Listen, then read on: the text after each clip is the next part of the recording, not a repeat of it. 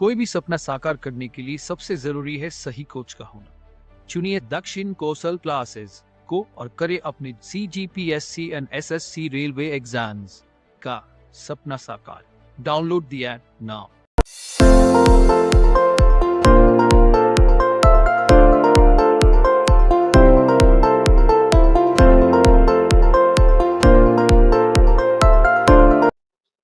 जनजाति, ठीक है। जनजाति मान क्या होता है? हमको आदिवासी के नाम से जानते हैं, है ना। इंग्लिश में इसको ट्राइबल कहते हैं, ठीक है। क्या कहते हैं? ट्राइबल। लेकिन ट्राइबल को जानने से पहले हमको प्रजाति जानना जरूरी है। प्रजाति, है ना। क्या प्रजाति? क्योंकि विश्व में जितने भी आप हमको क्या देखने को मिलते हैं, मानव देखने को मिलते हैं, वो किसी न किसी प्रजाति के हैं। सबका शारीरिक संरचना अलग अलग है। इसी आधार पर हमने क्या बांट के रखा है, लोगों को अलग अलग प्रजाति में बांट के रखा है। कितने प्रकार की प्रजातियां विश्व में? 6 प्रकार की। मुख्यतः भारत की बात करें तो कितने प्रकार की प्रजातियां पाई जाती है भारत में? 6 प्रकार की, ठीक है। कौन कौन सा है? तो पहला है निग्रिटो, है ना। कौन सा है? निग्रिटो, ठीक है। भारत में सबसे पहला, ठीक है, भारत में सबसे पहली जो प्रजाति आई वो थी निग्रिटो। भारत में प्रथम, है ना, आने वाली प्रजाति कौन सी है? निग्रिटो, ठीक है। क्लियर है ना। फिर है, इन्हीं को नेग्रो भी कहते हैं, इनका रंग काला होगा, है ना, ठीक है। फिर है दूसरा है प्रोटो ऑस्ट्रेलाइड।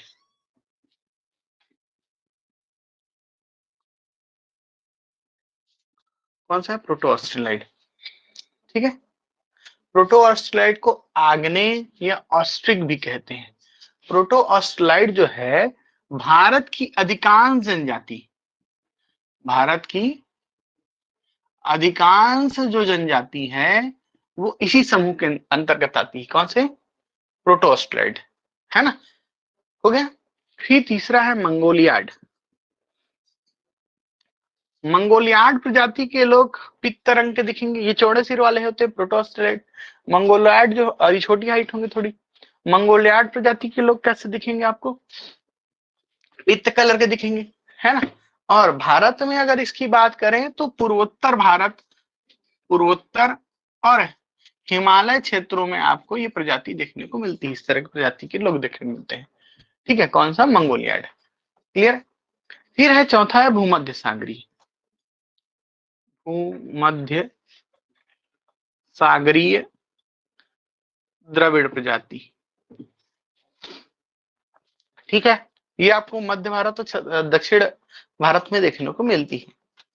फिर पांचवा है पश्चिमी ब्रैकिसेफल्स। पश्चिमी ब्रैकिसेफल्स, ये ज्यादा इनके बारे में काम का नहीं है, ये आपके काम का। और लास्ट है छठवा है नार्डिक प्रजाति। क्लियर। ये आपकी टोटल कितनी प्रजातियां हैं? 6 प्रजातियां हैं, ठीक है, जिसमें ये 3 आपकी काम की हो गई, ठीक है, चीजें, है ना। क्लियर, ठीक।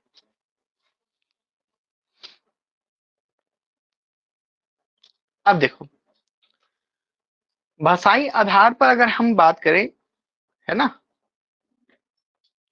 तो भाषाई आधार पर अगर हम प्रजातियों को बांटते हैं तो भाषाई आधार पर हम इन्हें कितने भाग में बांटेंगे?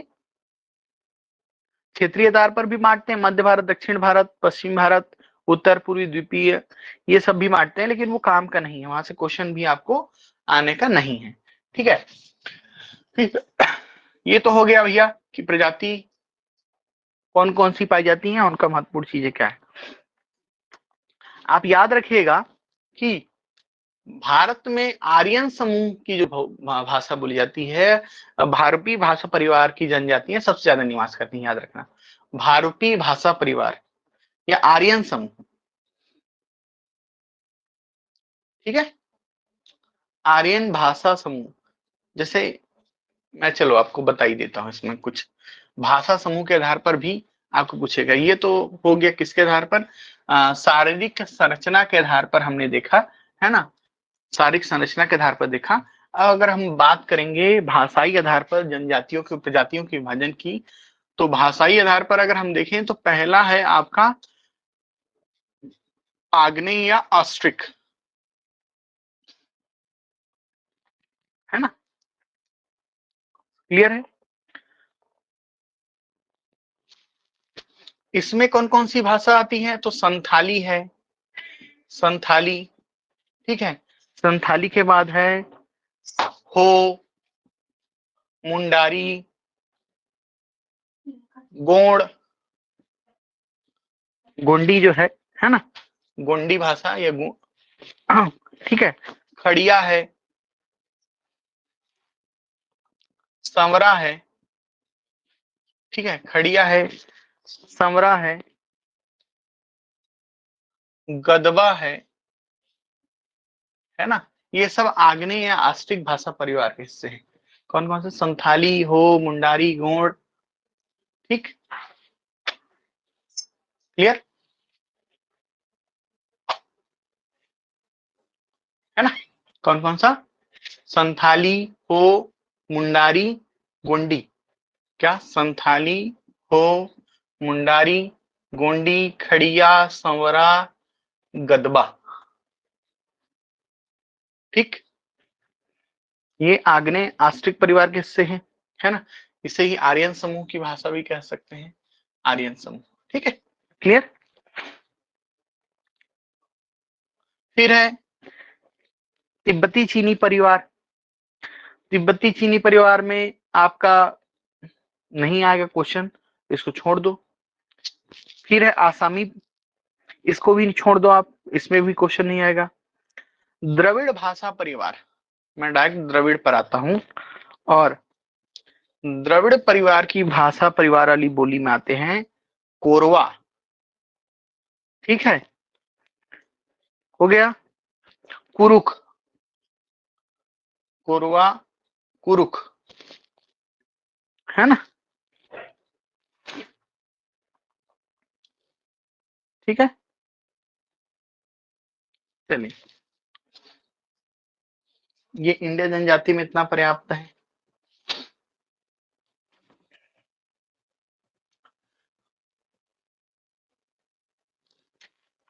ठीक, अब देखो जनजाति इतिहास में ना आपको कुछ चीजें इंपॉर्टेंट जो पूछी जाएंगी, है ना, उसके बारे में हम देखते हैं, है ना। हम इसको जनजाति इतिहास की बात करें, जनजाति इतिहास की अगर बात करें, है ना, तो मैं इन जनजाति को बोलूंगा अनुसूचित जनजाति का इतिहास, है ना, अनुसूचित जनजाति। अब जनजाति अनुसूचित जनजाति में डिफरेंस क्या है, जनजाति ट्राइबल, है ना, क्या, ट्राइबल्स, और अनुसूचित जनजाति माने वे ट्राइबल्स जिनको संविधान में स्थान दिया गया है, दर्जा दिया गया है ना, उनको प्रशासनिक बेनिफिट देने का, कि भाई ये जनजातियां क्या हैं, आपकी अनुसूचित जनजाति होंगी, है ना, इनको आरक्षण का लाभ मिलेगा, ये सब लाभ मिलते हैं जो अनुसूचित जनजाति की श्रेणी में आते हैं, ठीक है, लिस्टेड है ये वहां पर। तो पहली बार जो सूची जारी हुई थी जनजातियों की, है ना, वो हम इसको दो, इतिहास को दो भाग में बांटेंगे, प्री इंडिपेंडेंस स्वतंत्रता पूर्व, स्वतंत्रता पूर्व और स्वतंत्रता पश्चात, है ना, जनजाति विकास या इतिहास के लिए जो काम हुए। तो पहली जो सूची थी जनजातियों की वो आती है आपकी 1931 में, 1931 में आती है, ठीक है। और जनजातियों को, है ना, शासन में स्थान दिया गया, शासन में स्थान दिया गया 1935 के भारत शासन अधिनियम से। क्या था, भारत शासन अधिनियम में इनको शासन में स्थान दिया गया 1935 में। अंग्रेजों ने 1935 में अंग्रेजों ने भारत शासन अधिनियम लाया, उसमें स्थान दिया पहली बार। और पहली सूची कब आई थी जनजातियों की, पहली, यानी इतने लोग क्या होंगे, जनजाति होंगे, है ना, ये कब आई, 1931 में, है ना, इसको याद रखना 1931 को, ठीक है। स्वतंत्रता प्राप्ति पश्चात क्या होता है कि 1950 में 1950 में इनका पुनः वर्गीकरण किया जाता है, पुनः वर्गीकरण किया जाता है इनका जनजातियों का। और 1931 की जो जनजातियां हैं, है ना, उनको 1950 में जब जनजातियों की पहली लिस्ट आती है जनगणना के बाद, तो उसमें इसी पहली लिस्ट के आधार पर ही जनजातियों को स्थान दिया जाता है। और है ना, समझ में आया? अच्छा, इसमें एक चीज और है, आपकी जनजातियों की अगर हम बात करते हैं, जनजातियों की सूची की बात करते हैं, तो जो भारतीय संविधान में इनको स्थान दिया गया था, भारतीय संविधान में जो जनजातियों को स्थान दिया गया है ना, वो 1931 की जो जनगणना सूची थी, जनगणना 1931 में जो जनगणना हुई थी, जनजाति जनगणना, उस उन्हीं जनजातियों को भारतीय संविधान में स्थान दिया गया, जब भारत का संविधान आपको देखने को मिला। ठीक है, कब? 26 जनवरी 1950 को। ठीक है, भारतीय संविधान में तो वहां पर आपको ये देखने को मिलते हैं, कौन से अनुच्छेद,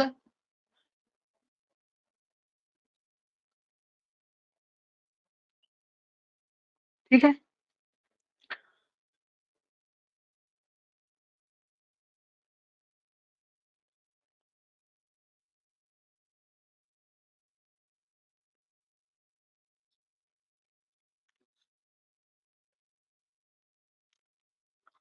ठीक। तो जनजातियों की सूची जो है अनुच्छेद 342 में है, संविधान के, भारतीय संविधान के किसमें है?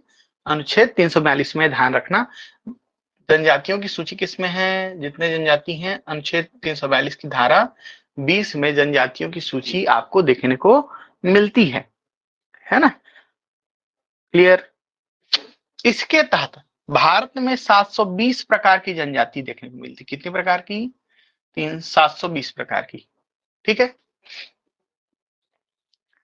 ठीक। अब देखो, यहां से ना मैं चीजों को थोड़ा सा अलग करूंगा। ठीक है, इतिहास तो हम देख ही रहे हैं, इसमें हम कुछ समितियों की बात करेंगे। डायरेक्ट क्वेश्चन जो आएंगे वो पूछो, मैं बताते जा रहा हूं। यहाँ पर पहले मैं कुछ समितियों की बात करूंगा, ठीक है, कुछ समितियों की बात करूंगा, फिर संवैधानिक प्रावधानों पर हम यहाँ पर चर्चा करेंगे।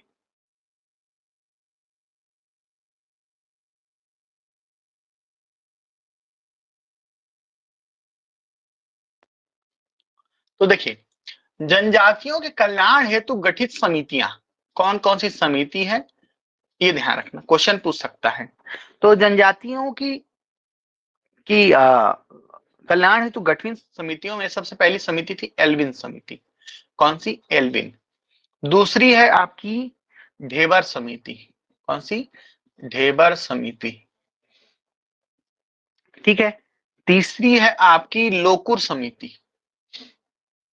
लोकुर समिति, लोकुर, ये 1965 में गठित हुआ था, लोकुर समिति, याद रखना। ये महत्वपूर्ण क्यों है ना?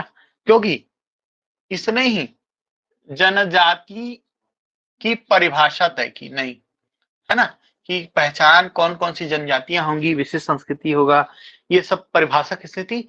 तय की जनजातियों की। जस्टिस लोकुर समिति बनी थी 1965 में। फिर तीसरी समिति है सीलू ओ समिति। कौन सी? सीलू ओ समिति। ठीक है, चौथी समिति है भूरिया समिति। कौन सी? भूरिया समिति, है ना, ये 1991 में बना। पेशा कानून जो आया, पेशा एक्ट, पेशा एक्ट, है ना, पेशा एक्ट 5वीं अनुसूची में है, पेशा एक्ट, है ना, ये इसी समिति की सिफारिश पर आया था, है 1991 में। भूरिया आयोग बना फिर 5वीं अनुसूची में, आगे इसी 5वीं अनुसूची और जनजातीय भूमि वन संबंधित जो वन अधिनियम आता है बाद में, आपको देखने को मिलता है सन 2000 के आसपास, तो ये इसी की समिति की सिफारिश पर था। फिर उसके बाद है एक और समिति, बंधोपाध्याय समिति। बंधोपाध्याय समिति, बंधोपाध्याय समिति, है ना। छठवां है मुंजेकर समिति, और 7वां है आपका सासा समिति, वर्जीनिया सासा समिति। ठीक है, तो ये जितनी समितियां हैं ये पूछा सकता है कि इनमें से ये समितियां किससे संबंधित हैं, तो जनजाति कल्याण संबंधित है। खासकर इसको ध्यान रखना, लोकुर समिति को, भूरिया समिति को, है ना, इनको आपको दोनों को ध्यान रखना है। ठीक है, हो गया यहां तक। ये हो गया भाई समितियां, जनजातियों के कल्याण हेतु गठित समितियां। ठीक है, लोकुर समिति और भूरिया समिति। ठीक है, अब हम संवैधानिक प्रावधानों की बात करेंगे, है ना, जनजातियों से संबंधित। तो देखो, अगर हम शैक्षणिक प्रावधानों की बात करें, शैक्षणिक, तो देखो 15(4) है। ठीक है, ये किससे संबंधित है, शिक्षा में आरक्षण, रिजर्वेशन संबंधित है, प्लस छात्रवृत्ति, है ना, से संबंधित है। 15(4). 46 में है शोषण से रक्षा, शोषण से रक्षा। ठीक है, तो 15(4) आरक्षण और छात्रवृत्ति से संबंधित है ना। 46 है शोषण से रक्षा।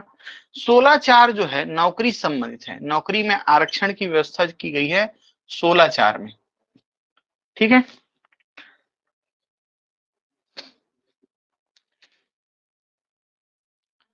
अनुच्छेद 15(4) और ये है आपका 46। ठीक है, अनुच्छेद 16(4) नौकरी में आरक्षण, ST SC आरक्षण, है ना, किसमें, नौकरियों में। ठीक है, किसमें है, 16(4) में। ठीक है, इसके बाद सामाजिक सुरक्षा प्रदान की गई है जनजातियों को, सामाजिक सुरक्षा कौन कौन से अधिनियम से, अनुच्छेद 23 और अनुच्छेद 24 से। क्या अनुच्छेद 23 और 24 में, तो जनजाति दुर्व्यवहार, है ना, जनजाति दुर्व्यवहार या बंधक बनाकर अगर आप उन्हें रखते हैं तो इसमें बंधक मजदूरी वगैरह से निषेध करता है यह कानून, अनुच्छेद 23। ठीक है, इसके अलावा 24 है बलात् श्रम, जबरदस्ती क्या कराना, मजदूरी करवाना। तो इन दोनों को निषेध की बात की गई है 23 और 24 में। ठीक है, क्लियर। तो 15(4) शिक्षा रिजर्वेशन, 16(4) नौकरी में रिजर्वेशन। ठीक है, आपका 46 में शोषण से रक्षा है शैक्षणिक संस्थाओं में, और 23 और 24 में है सामाजिक सुरक्षा दी गई है जनजातियों को। ठीक है, फिर अगर उनको सांस्कृतिक शिक्षा की बात करें, सांस्कृतिक सुरक्षा की अगर हम बात करें, तो अनुच्छेद 29 जो है वो उनकी भाषा बोली को संरक्षित करने का अधिकार देता है ना, भाषा बोली संरक्षण से है संबंधित है ना। कौन सा, 24, अनुच्छेद 24। और राजनीतिक अधिकार दिए गए हैं, राजनीतिक अधिकार उनको दिए गए हैं 164A से 164A, है ना, 164A बहुत महत्वपूर्ण है। ये जनजाति मंत्री का प्रावधान है, जनजाति मंत्री। जनजाति मंत्री क्या होता है कि जनजाति बाहुल्य राज्यों में, खासकर अभी कौन सी 4 राज्यों में है, छत्तीसगढ़, झारखंड, मध्य प्रदेश और आपका राजस्थान। ठीक है, यहाँ पर किसका प्रावधान है, जनजाति मंत्री का प्रावधान है।